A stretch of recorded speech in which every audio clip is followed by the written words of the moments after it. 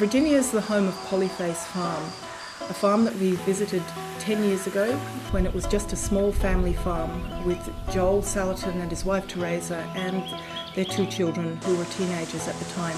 It's a warm summer day and above the hills there's storm clouds gathering, magnificent green productive fields with chickens running all over them. We talked to Teresa, who told us that Joel was away moving cattle. We took the opportunity to wander around the farm, familiarise ourselves with things that we had seen 10 years earlier, and we're out in the paddock looking at a chicken tractor with wonderful growth of lush green grass, the like of which we very seldom see in Australia. And Joel arrived. All that what are the chances of all that happening again? After sharing a meal, we sat down with Joel and Daniel to talk about how they integrate interns and apprentices and how they'd come to terms with a division of work on the farm and succession. The rule of thumb in business is that if an economic sector, the average practitioner in any economic sector, is more than 35 years for the average, 35 years of age, that's an economic sector in decline. Farming in Australia, I mean, the average age of farmers is something around about 57, so it's way off. Yeah. Well, here it's 60, and it's right now it's going up 0.3 every single year. How are we going to get more young farmers doing this stuff, Joel? How are we going to do it? I mean, first of all, we need to be as a culture, as a civilization, we need to let these young people know that this is a viable occupation. You know, most of the young people that are sharp that I run into are being emotionally beaten by their family, friends, you know, guidance counselors, whatever, that farming is for dummies. You know, I mean, if you're a redneck hillbilly tobacco spitting trip over the transmission in the backyard D student, well, then you can go and farm.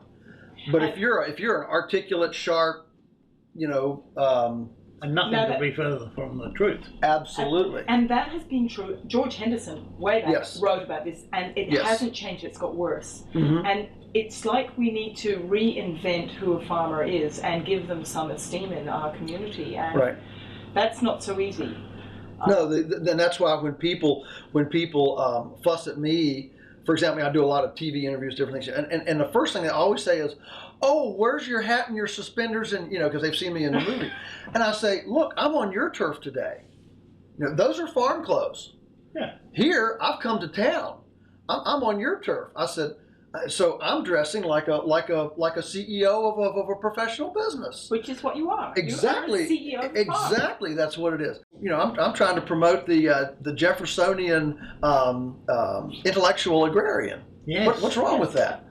Farming is a difficult intellectual kind of a career, so you have to be bright. I mean, you have to be somebody who can manage and who can solve problems and who can think ahead of the game, and you know, you've got to be Mr. Tomorrow or Mrs. Tomorrow every day. And well, especially if you're innovative. Yeah, absolutely. And one of the reasons why so many farmers just lockstep in with the industry or corporate or whatever is because, unfortunately, we have for a couple generations selected the C students and down. Well, one of the it's called a rural brain drain. Yeah, but one of the things that has been quite encouraging coming on this trip is that this great myth that you go to university and your life problems will be solved forever is no longer the dream. In fact, it's come crashing down, and it seems to me there are a lot of very, very bright, well-educated people coming to the end of a degree course, graduate program, and saying,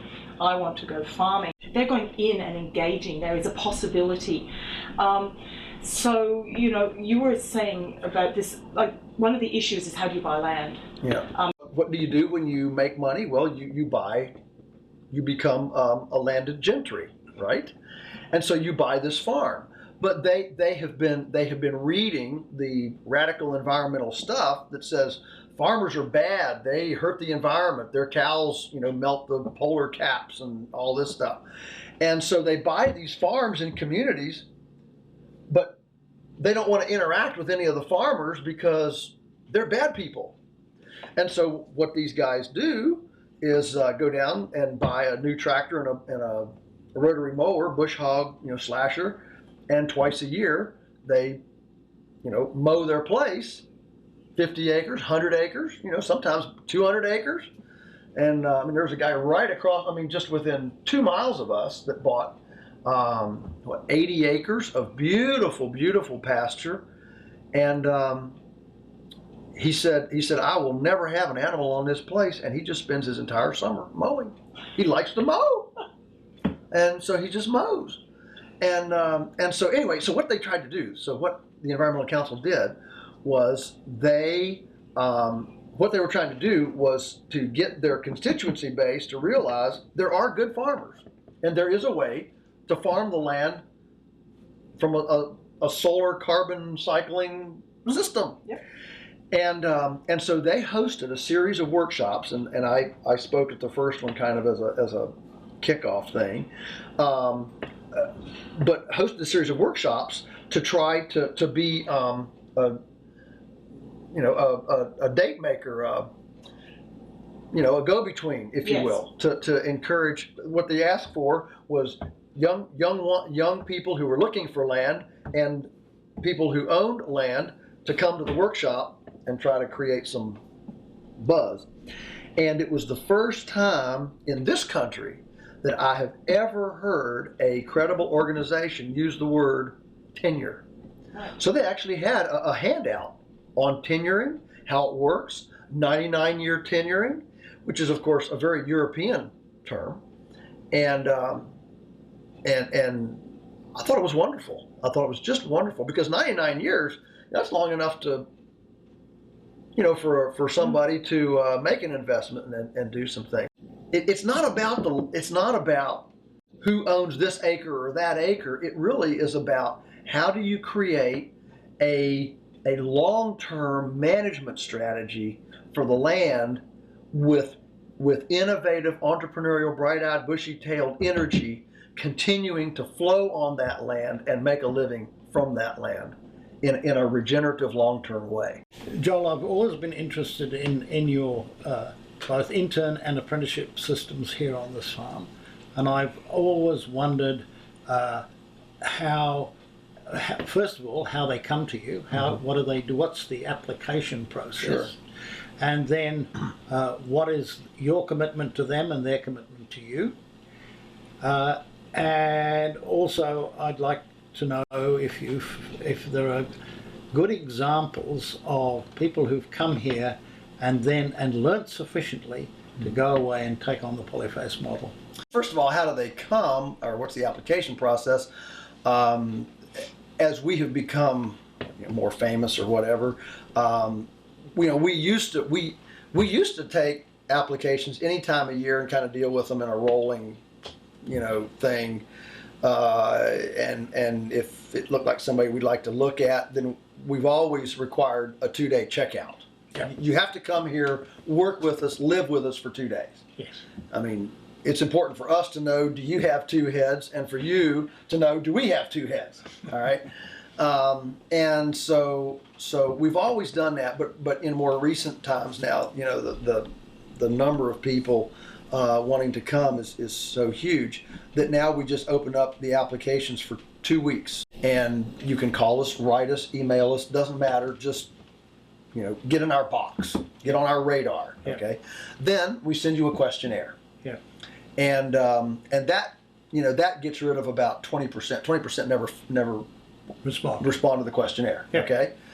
And but the ones who do respond to the questionnaire, then we go through them, and we pick ones that we're willing to give the 2-day checkout experience to, and we invite them to the farm. Now they have to get here. So if they're from California or whatever, Victoria, British Columbia, whatever, they've got to get here. That's a big investment for some of these that are a distance.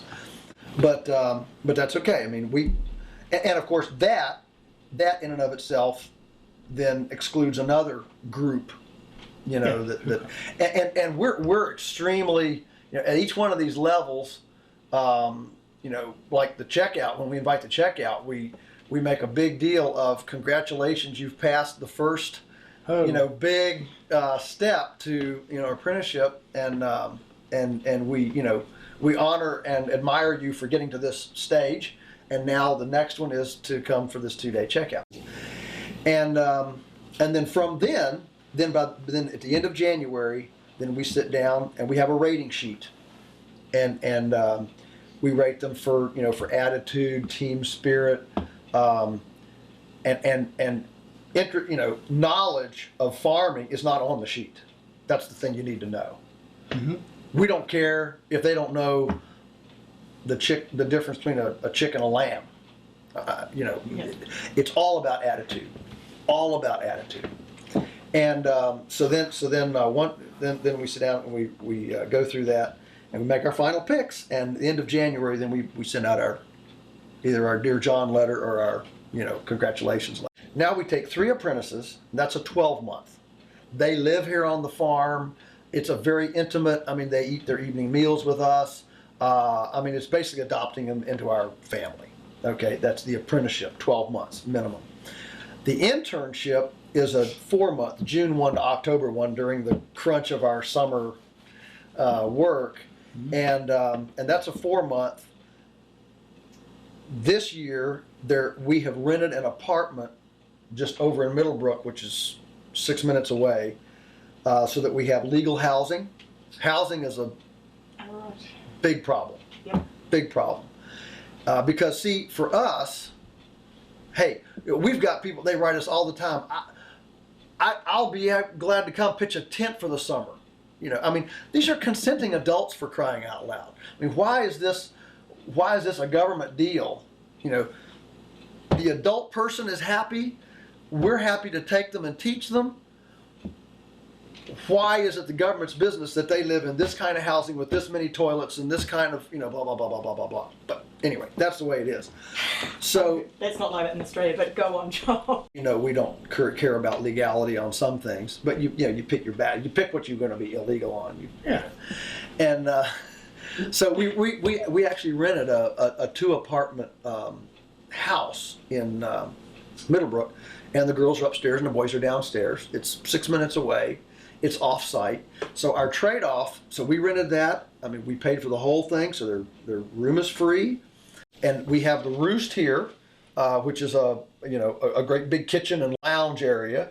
So they do their own, so they come over in the morning, they do their own breakfast, they do their own lunch, and then the trade-off for the off-site housing was, or the sweetener for the off-site housing was that this year we're providing all of the evening meals Monday through Friday.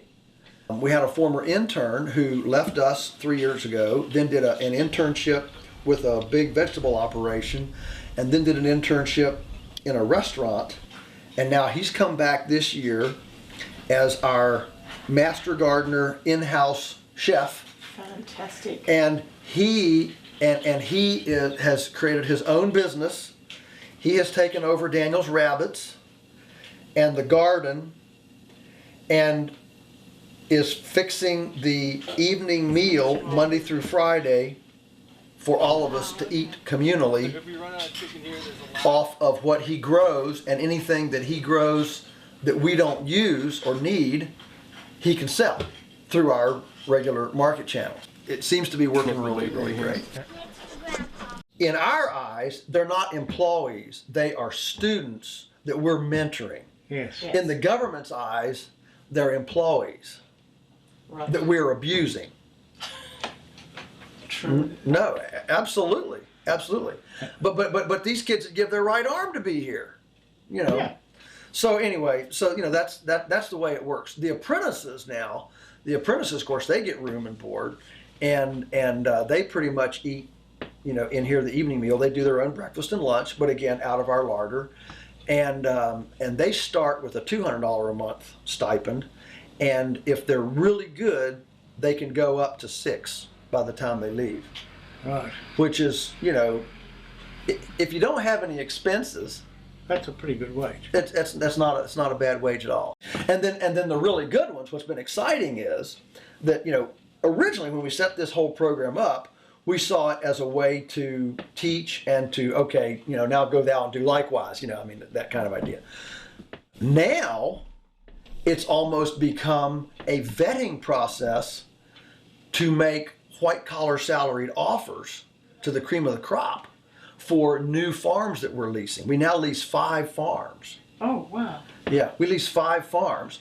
And last year, we had 3 landlords come to us that we turned down.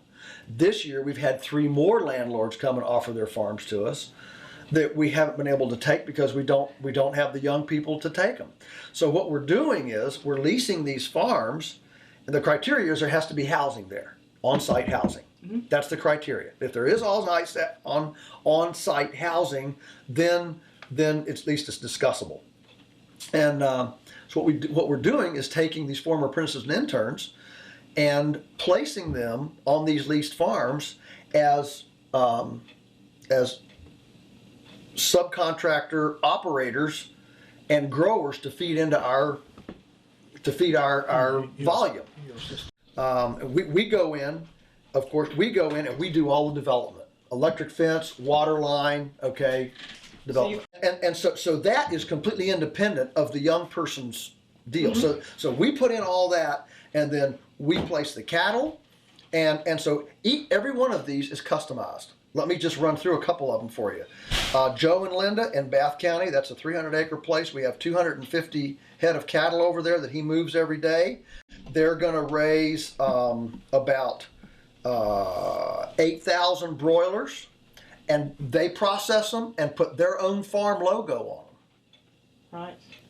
And then the ones and they can sell as many as they want themselves. Most of them, of course, we're selling.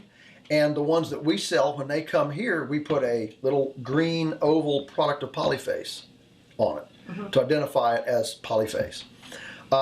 They have a pair of egg mobiles, and they'll raise 700 or 800 turkeys. Yeah, that's it. Okay, they have egg mobiles, turkeys, broilers, and cattle.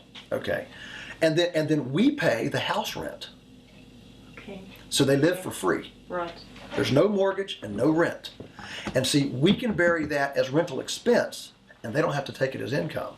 Now, this is a gray area, and we might get audited. But anyway, these are all gray areas. These are things that you can do to make it work. So that's Buxton. Then we move over to, for example, Briarmore, where we just took the cows today. There we have a single young gal, former intern, Amanda, who lives in the house there on the property. It's a little rental house thing on the property. We rent it from the landlord. She is running 2 pairs of egg mobiles. So she's got 1,800 layers, puts away all the eggs, does all that.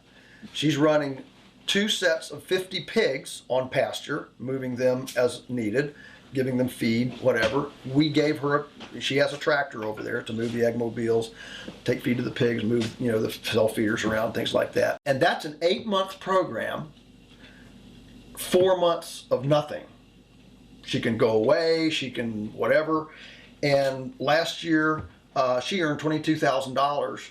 Which is a good start in life. A good start for a young person like this. So we're very excited that now we feel like our most valuable contribution is germinating young farmers. Is how do we germinate these young farmers, get them started, get them established, and create arrangements that allow them to set their own salary. So Nathan milks these cows, and he's doing a herd share, a milk herd share, because it's illegal to sell raw milk in Virginia.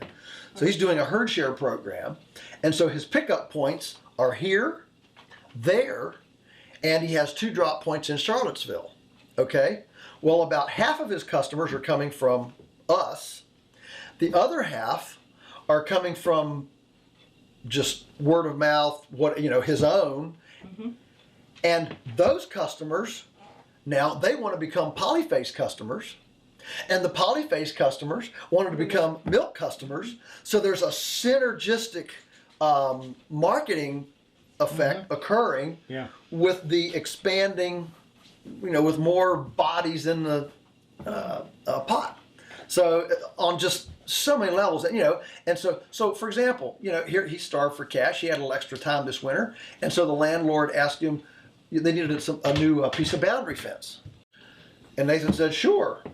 So he went over and ran a chainsaw and, you know, cleaned out the fence, took out all the old fence, took out all the stuff, and then when it came time to drive the post, we have a post driver and a good tractor, so he borrowed our tractor and a post driver, drove all the posts in a day, and put the fence up. We went over with our apprentices and helped put the fence up. Right. And so we could grease his wheels.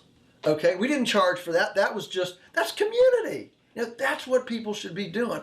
And so he was able to tap in to our equipment and our being in the business a longer time and having, you know, lumber and tractor and all this. And he's able to kind of, you know, to ease along with no indebtedness and cash flow his own dream. That's right. And he's a known quantity, so you can trust him. Absolutely. It's trust. Yeah, exactly. It's trust. So now we're looking at the apprentice intern program as a vetting program that then we can make a nice white collar offer, you know, to the creme de la creme. Now, of course, some of them don't want to be here for any price because they have family land. They've got some other dream that they want to do, and that's fine. That's fine. But we don't want anybody who has the savvy and doesn't have a place to go to not have a place to go. It's fantastic, Joel. So that's been really exciting. Really exciting. Hi. How'd you go? Hi, sir. How are you? Very long time since I Yes, saw sir. you. Yeah, fantastic. Looking well. Oh, thank you. When people say you're looking good instead of you're good looking. What is it about this family that's so special?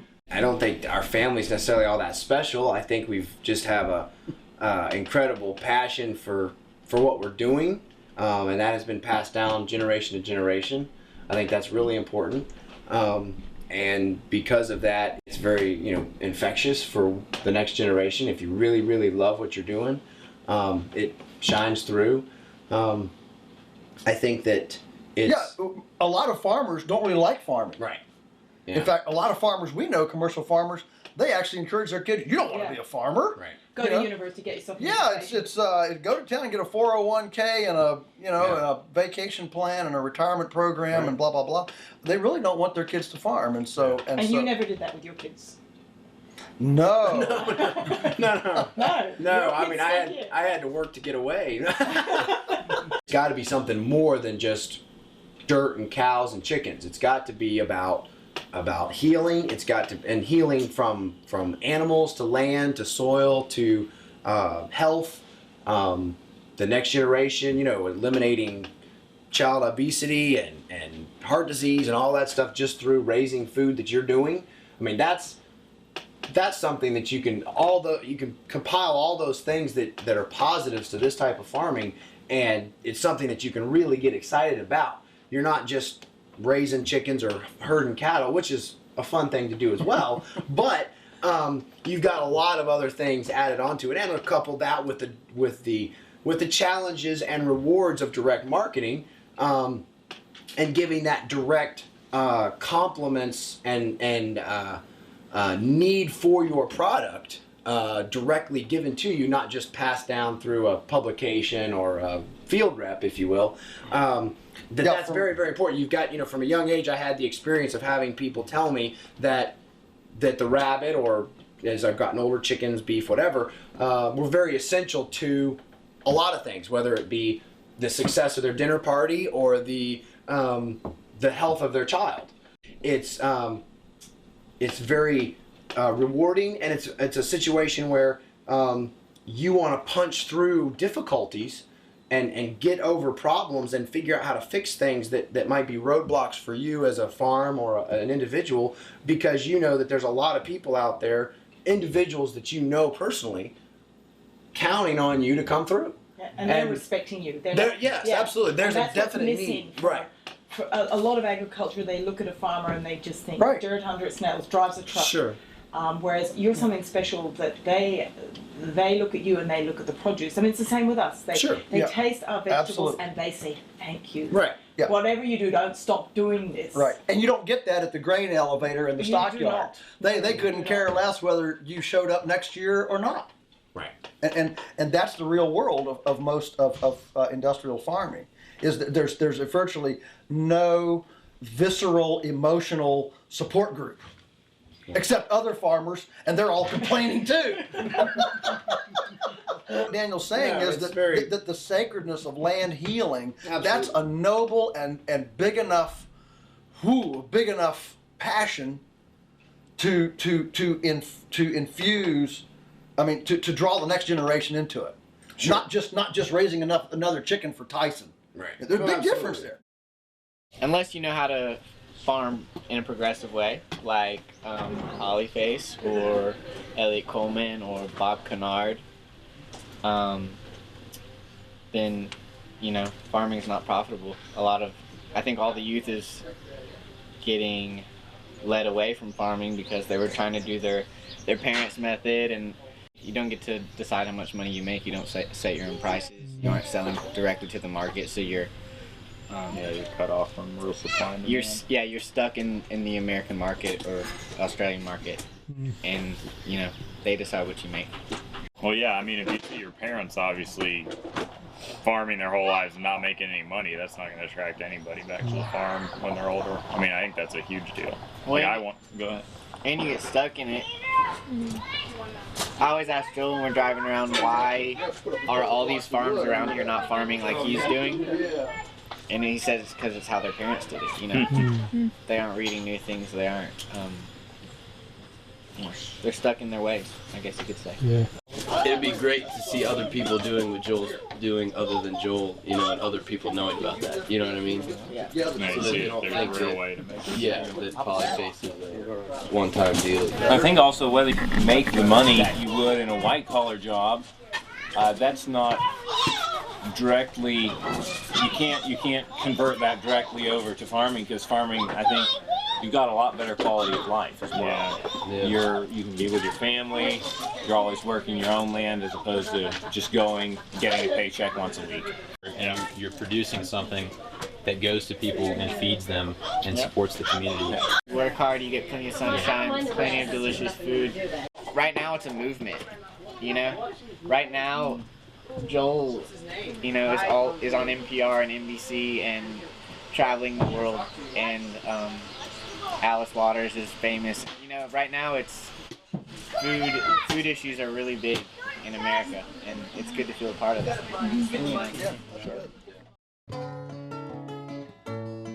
The Growing the Growers project evolved from our concern for the future of small farms and the need to encourage aspiring young farmers.